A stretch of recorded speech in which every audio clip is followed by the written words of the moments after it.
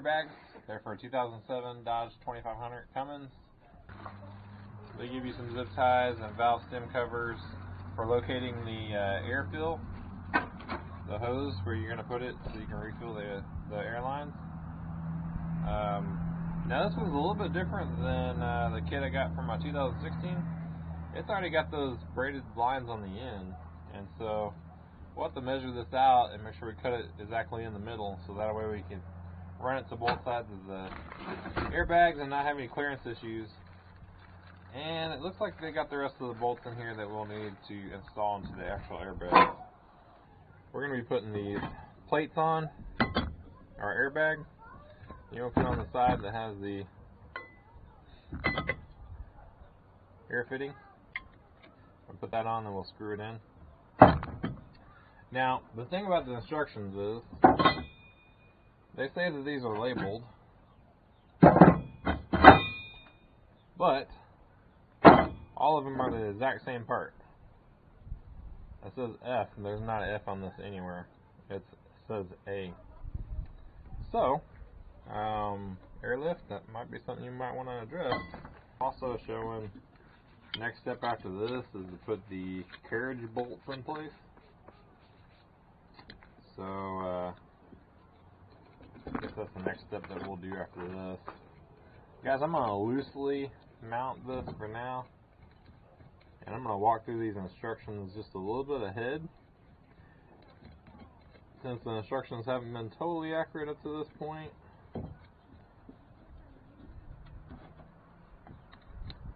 You do want to be careful with this airline. It's already Tefloned. You only want to torque these to about 8 or 10 pounds. I'm not sure if they even say, I'm sorry, 10 to 15 pounds. I'm not sure if they even say that in here. It actually says no more than 20 pounds of torque. So this instruction does say no more than 20. But you do want to be careful because it's a brass fitting. And it's literally just pressure mounted in there. And that brass fitting will strip out on you if you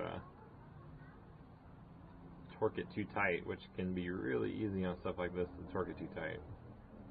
Take a good look at it. Once you cross-thread this, you're done.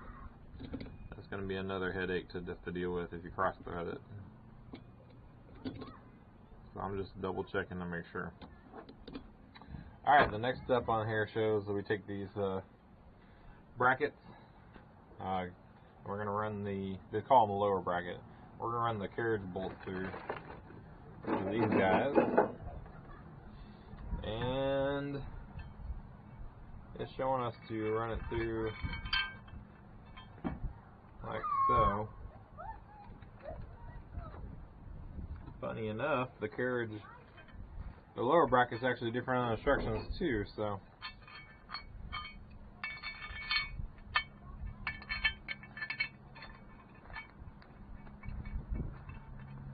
This lower bracket on the instructions has no hole, and ours has a hole, so hopefully that doesn't make any difference. It looks like the rest of the holes are the same place. And now it shows like we're gonna totally skip a step on here or something.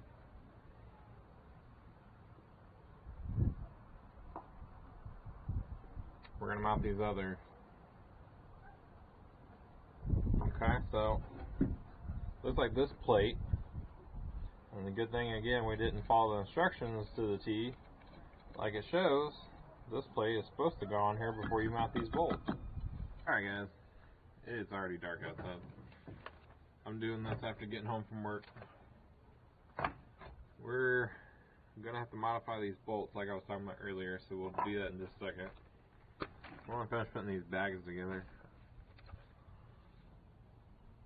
So, what we're going to do is, we're going to go ahead and put this plate on, like so.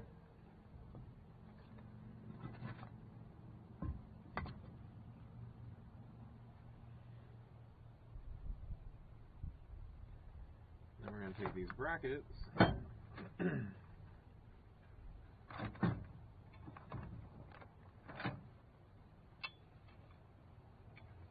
So this actually overhangs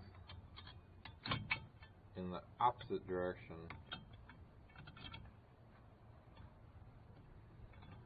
of the bottom bracket going on here. So this actually has a face this way. Bottom bracket's facing the opposite way. And then we're going to put these other bolts in. Maybe. They're right here. They're going to get a washer on them.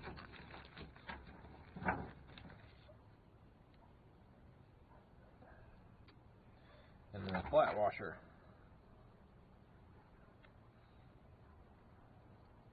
So a lock washer and then a flat washer, and then they're going to screw into here and mount it.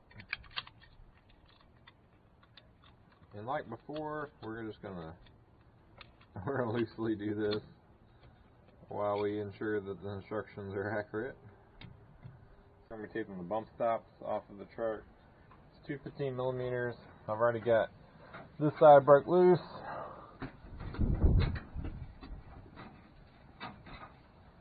Comes off, and essentially we'll repeat this process for the other side.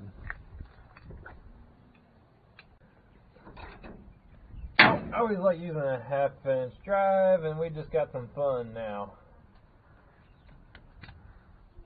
The joys of doing simple jobs, and they never turn out simple.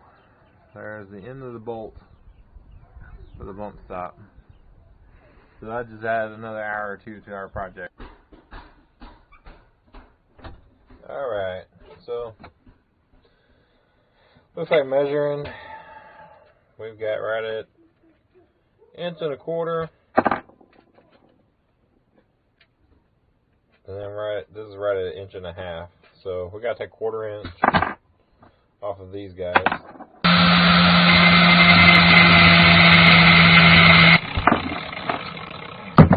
Alright, so if you got some clean cuts, should be no problem threading it.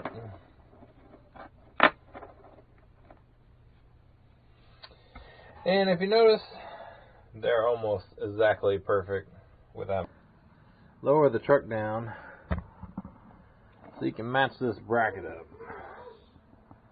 Now, one thing that you want to be careful with if you do it that way though is you could break this little valve up here. So we're going to go ahead and mount it to the top, and then we'll lower the truck down. We're going to have to make sure this lines up as we lower it down. So we're going to go ahead and mount it up top, tighten that up. We'll do that on both sides, and then that way where we're lowering it, we can actually line it up. But you got to be really careful and take it down slow so you can get it all lined up, because you don't want any of this not to bolt up right. So that's what we're going to do right now. Okay, so one thing just to note, you want to tighten these up first.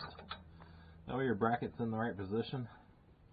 And then we'll finish setting it down a little bit further, the actual body. And then we'll tighten these up on the bottom right here. That's going to be hard to see, but I'll do my best. So the airline right here, I ran it up between the bed and the frame, right behind the spare tire, like underneath it. The reason I did that is that the way it wants you to run it is behind this exhaust.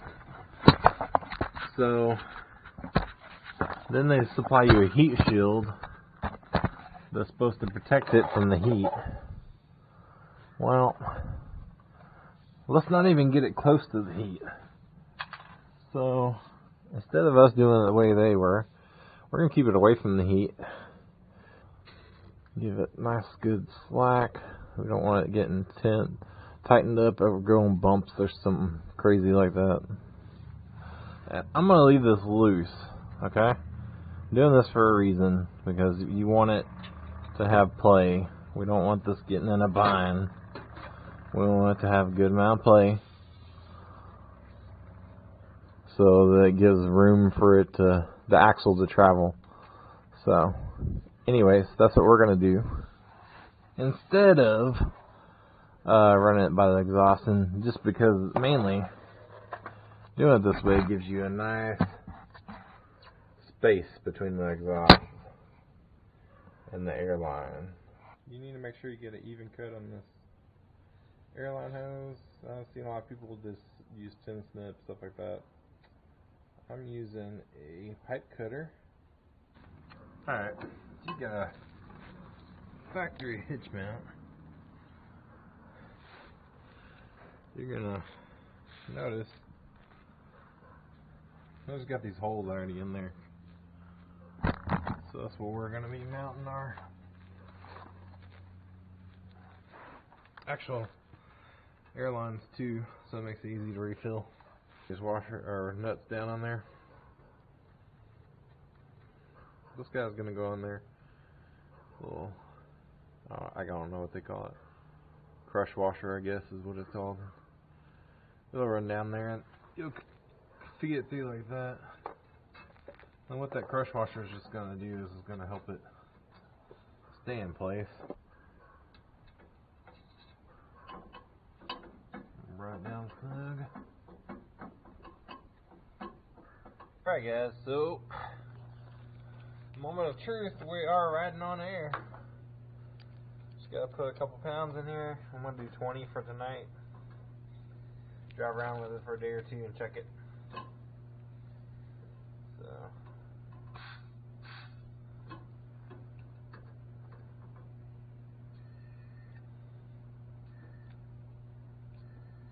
looks like she's holding.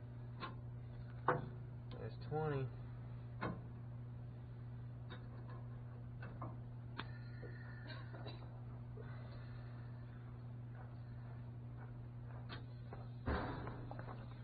Uh-oh.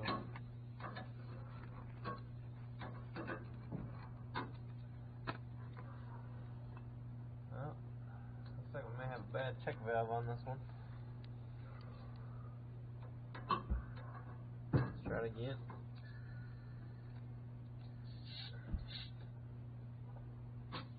Yep.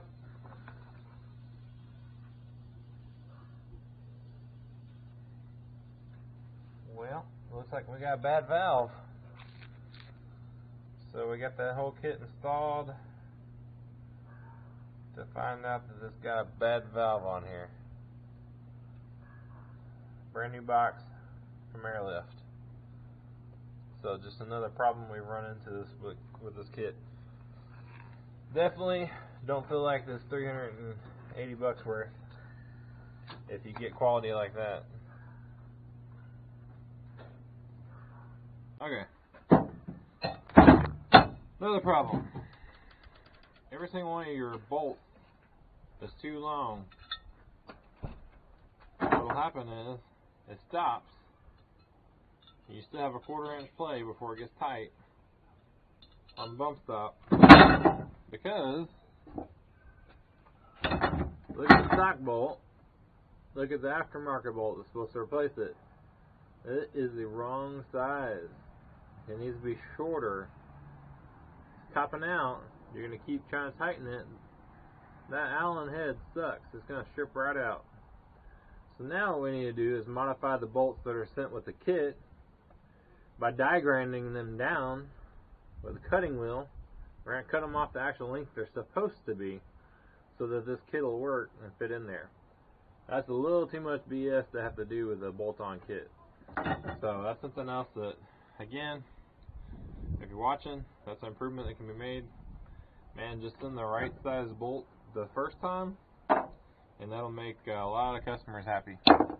Alright, so these are the airbags installed. Everything bolts up quite nicely. It's all in line where it should be, straight up and down. And then the airline right here that we ran, there's a good 10 inches or more of clearance away from the exhaust so it doesn't get too hot. And we left it loose right there so that way everything would be good. The airline actually runs underneath the tire to keep it away from heat. It comes all the way through and comes out.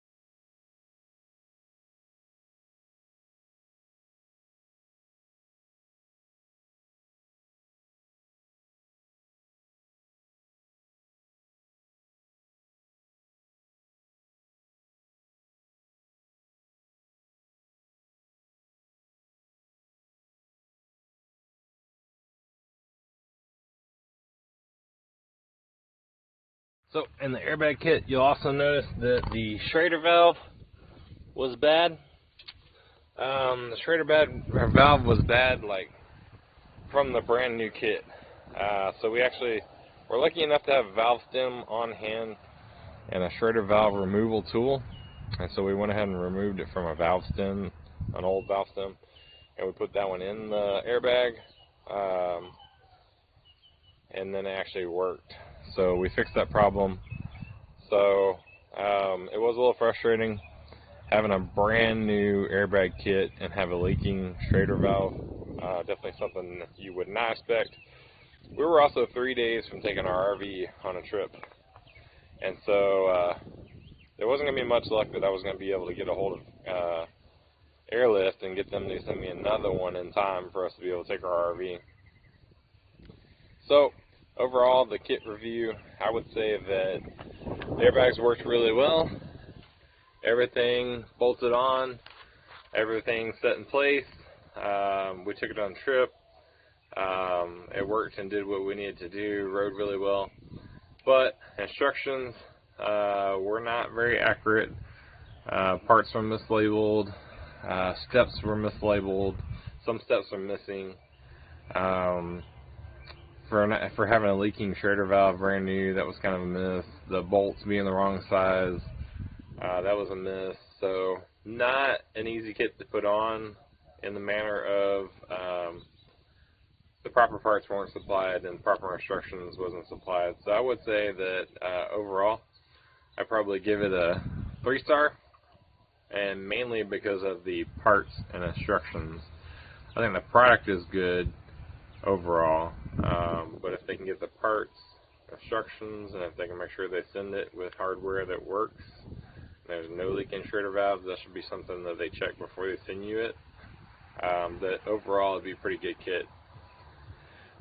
So luckily I'm able to fix all those things. It works. I like it.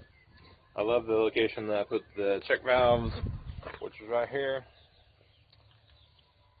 on each side. And so thanks for watching. Make sure you like and subscribe. I know this video was a little bit longer. There was a lot more information. The total video was actually 40 minutes. I had to cut it back because I know you guys don't want to watch me installing bags for 40 minutes. But that was the actual amount of time it took me to install everything, even with all the hiccups that I ran into, was 40 minutes. So that way you kind of have an idea. The average person is probably going to take you an hour and a half. But I had done this before in my 2016 Ram. So even though I ran into some of those issues, it was pretty easy for me to figure out what I needed to do. So thanks for watching.